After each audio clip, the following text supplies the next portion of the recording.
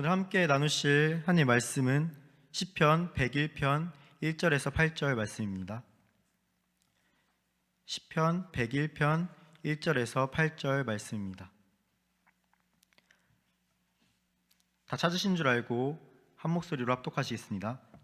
시작. 내가 인자와 정의를 노래하겠나이다. 여호와여, 내가 주께 찬양하리이다. 내가 완전한 길을 주목하오리니 주께서 어느 때나 내게 임하시겠나이까. 내가 완전한 마음으로 내 집 안에서 행하리이다. 나는 비천한 것을 내 눈앞에 두지 아니할 것이요 배교자들의 행위를 내가 미워하오리니 나는 그 어느 것도 붙들지 아니하리이다.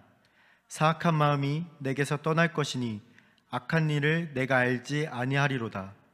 자기의 이웃을 은근히 헐뜯는 자를 내가 멸할 것이요 눈이 높고 마음이 교만한 자를 내가 용납하지 아니하리로다.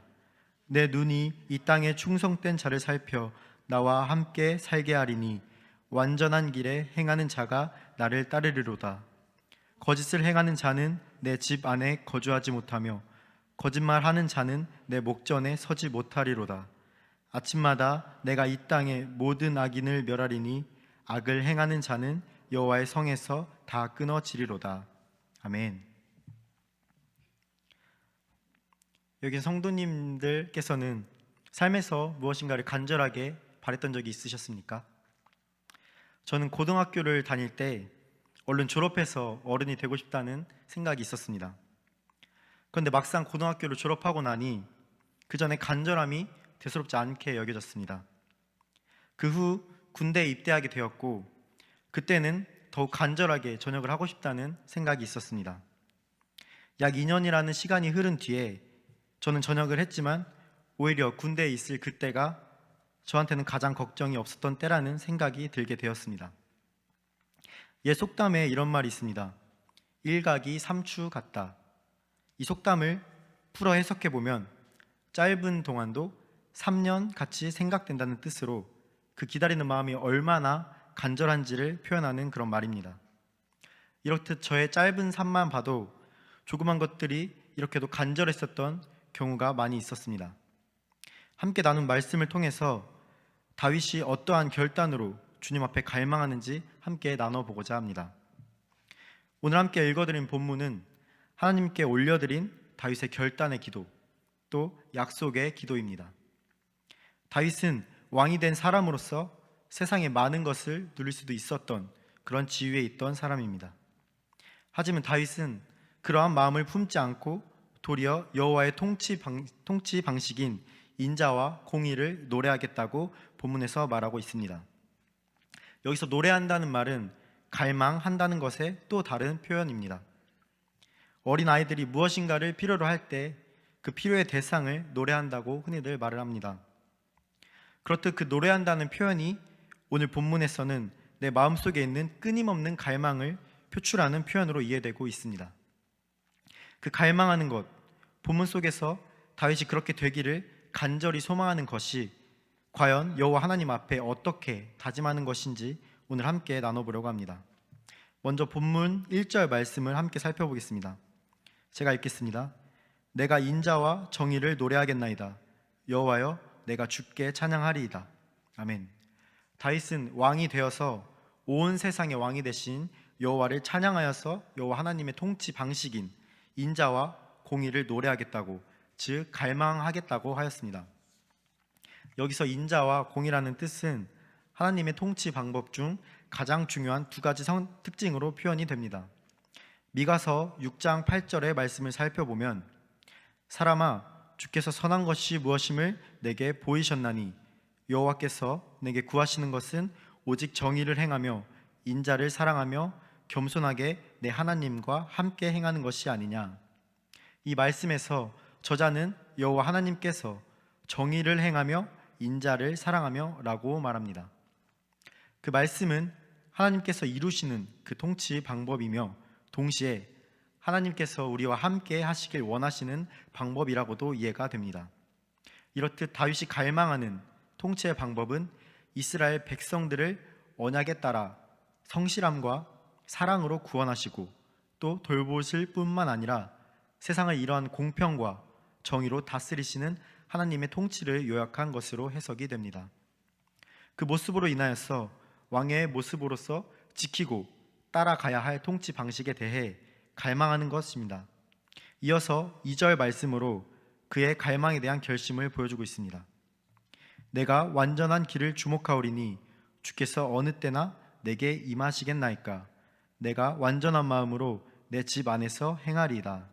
아멘. 이 말씀에서 완전한 길을 주목하오리니 라는 표현은 다윗이 그가 앞서 다짐하고 따르기를 원했던 그 결심에 대해 최선을 다하기를 다짐하는 그런 구절입니다. 또한 하나님 앞에서 고백하고 시인함으로 더욱 자신이 갈망하는 그 왕으로서의 모습을 다짐하고 결심하는 것입니다. 결국 하나님과 하나님의 뜻에 온전한 마음으로 순종하고 충성하겠다는 뜻입니다. 현재를 살아가고 있는 저와 성도님들께서는 이 말씀이 어떻게 여겨지십니까? 그저 다윗의 이러한 고백이 여호와 하나님 앞에 겸손한 모습으로만 여겨진다면 우리는 다윗이 갈망하는 것에 대한 의미를 온전히 이해하지 못하는 것입니다. 그는 2절 하반절 말씀에 주께서 어느 때나 내게 임하시겠나이까 라며 질문을 하게 됩니다. 이 질문의 목적은 하나님께서 함께 하시지 않으신다면 그 왕이 완전한 길로 걸어갈 수 없음을 의미하는 구절입니다. 우리 함께 2절 말씀 같이 합독하시겠습니다. 시작. 내가 완전한 길을 주목하오리니 주께서 어느 때나 내게 임하시겠나이까. 내가 완전한 마음으로 내 집 안에서 행하리이다. 아멘. 그렇습니다. 다윗의 이러한 고백같이 우리가 아무리 완전함을 원하고 또 소망한다고 하지만 우리는 불완전하고 완벽하지 않은 존재이기 때문에 더더욱 하나님을 갈망하며 하나님께서 나와 함께 동행하시기를 소망해야 합니다. 그 고백으로 인하여서 여기 계신 성도님들의 삶이 하나님 앞에 충성되고 헌신하는 종된 삶으로서 기뻐 받으시기를 소망합니다. 오늘 전해드릴 말씀을 통해 참된 성도로서의 역할이 어떠한 것인지 두 가지 교훈으로 나누어 생각해 보려고 합니다. 먼저 첫 번째 교훈은 참된 성도로서의 정의입니다. 본문 3절 말씀을 함께 합독하시겠습니다. 시작. 나는 비천한 것을 내 눈앞에 두지 아니할 것이요 배교자들의 행위를 내가 미워하오리니 나는 그 어느 것도 붙들지 아니하리리라. 아멘. 말씀에서 나오는 비천한 것을 내 눈앞에 두지 않는다 라는 이 표현은 결국에는 세상에 있는 그 흠들을 따르지 않는다는 의미로 해석이 됩니다. 우리가 세상에서 각자의 직장과 또 일터 속에 있을 때 많은 부분들을 타협하는 그런 경우가 있습니다. 그 이유를 생각해 본다면 혹여나 그 부분이 자신에게 해가 될까 하는 두려움과 또 자신의 약함이 그들 앞에서 드러날까 하는 염려로 인한 것이라고 저는 생각합니다. 하지만 이러한 부분에서 성경은 다시 한번 이렇게 우리를 책망하고 있습니다. 잠언 12장 9절 말씀입니다. 제가 읽겠습니다. 비천이 여김을 받을지라도 종을 부리는 자는 스스로 높은 채 하고도 음식이 핍절한 자보다 나으니라. 말씀처럼 우리가 업신 여김을 받을지언정 세상에서 아무것도 가지지 않고 잘난 척을 하는 그런 사람보다 낫다고 표현하는 것입니다.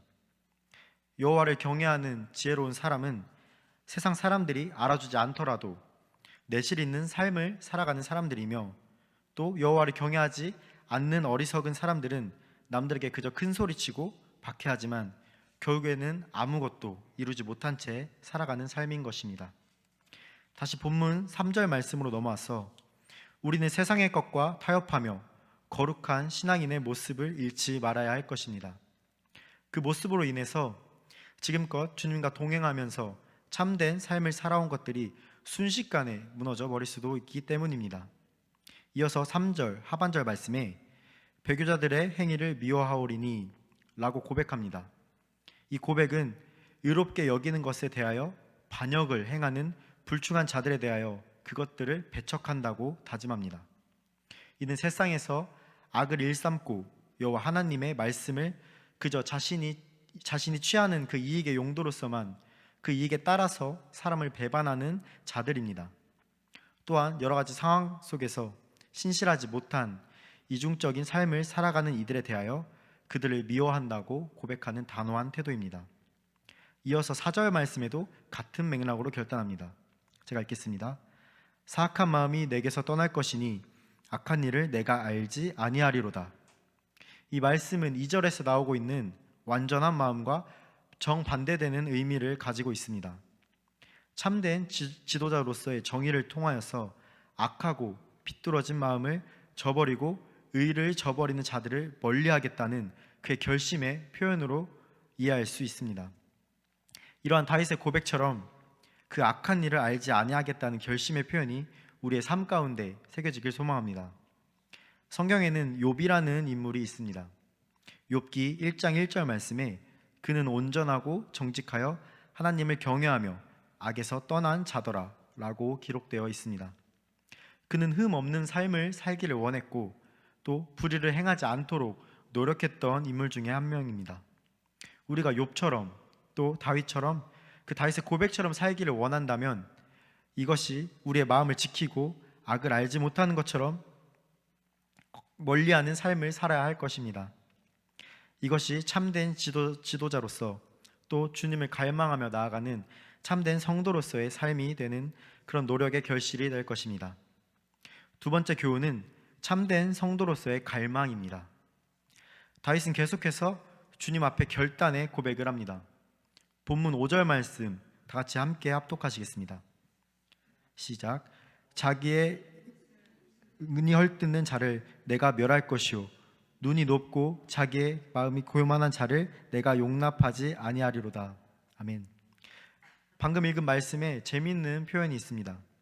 자기의 이웃을 은근히 헐뜯는 자. 여기서 나오는 그 은근이라는 표현을 사용했습니다. 이 말은 직접적이지 않고 간접적이게 또 비밀스럽게 하는 표현입니다.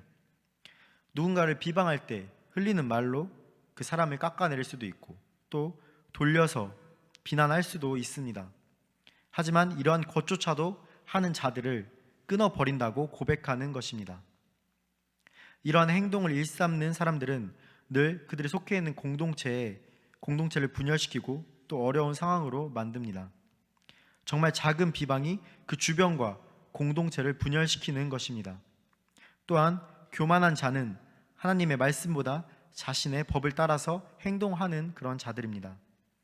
그들은 하나님보다 자신의 지혜를 의지하여서 결국 하나님 나라의 질서를 무너뜨리게 되는 것입니다. 결론적으로 그 내적인 중심과 외적인 영향력을 통하여서 분열을 일삼는 것을 끊어버리기 위하여 이처럼 고백하고 결단하는 것입니다. 다윗의 결단은 여기서 그치지 않습니다.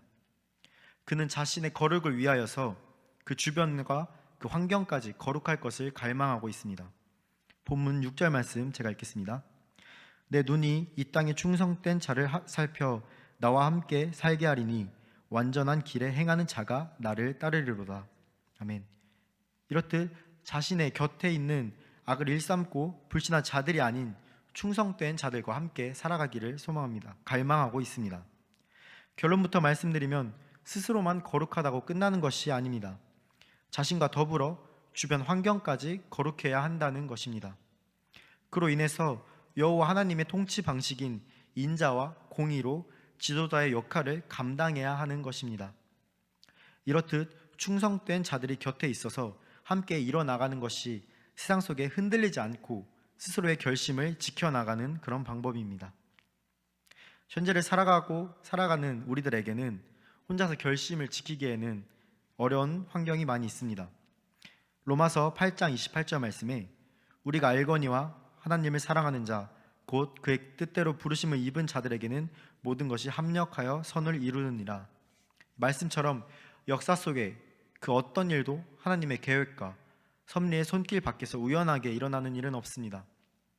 하나님께서 우리가 더불어서 살기를 간절히 원하시며 그 가운데 하나님의 뜻이 이루어지는 것입니다. 다시 본문으로 돌아와서 충성된 자들과 함께 일어나갈 때 완전한 길에 한 걸음 더 나아갈 수 있다고 결심하는 것입니다. 마지막으로 거짓을 행하는 자를 배척한다고 말하고 있습니다. 거짓을 행하는 자는 내 집 안에 거주하지 못하며 거짓말하는 자는 내 목전에 서지 못하리로다. 아멘. 거짓을 행하는 것은 그 사람의 말과 행동이 다르다는 것입니다. 결국에는 신뢰함이 없는 자들로 자신과 함께 왕의 업무를 행할 수 없기에 배척한다고 말하는 것입니다. 안과 밖이 다른 사람, 또 간사한 사람, 이렇게 신실하지 못한 사람들로 인해 그 중심이 흔들려서는 안 됩니다. 거짓됨을 통해서 성도들이 그 믿음이 흔들리고 또 신뢰가 떨어지게 된다면 결국에는 그 책임은 그 거짓됨을 배척하지 못한 지도자의 책임일 것입니다. 정말로 주님 앞에 거룩하고 신실함으로 주님의 성도로서의 의로운 삶을 이루어 나가는 여러분들이 되시기를 소망합니다. 끝으로 8절 말씀 마지막으로 함께 합독하시겠습니다. 시작. 아침마다 내가 이 땅의 모든 악의를 멸하리니 악을 행하는 자는 여호와의 성에서 다 끊어지리로다. 아멘. 이 말씀은 매일매일 부지런하고 지속적으로 악인들을 멸하겠다는 것을 의미합니다. 우리 그리스도인들에게는 매일매일이 영적 싸움입니다. 우리는 하나님 앞에 너무나도 연약하고 부족한 존재이기 때문에 늘 죄를 짓고 살아갑니다.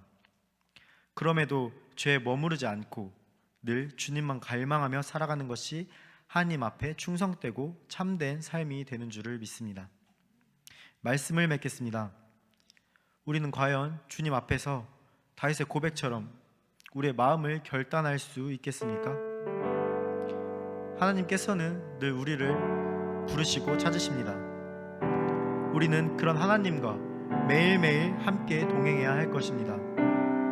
우리의 상황이 다르다고 또 그 환경이 변했다고 주님을 찾지 않는다면 우리는 참된 믿음이 아닌 상황과 환경에 따라 변하는 믿음의 삶을 살아가는 것입니다.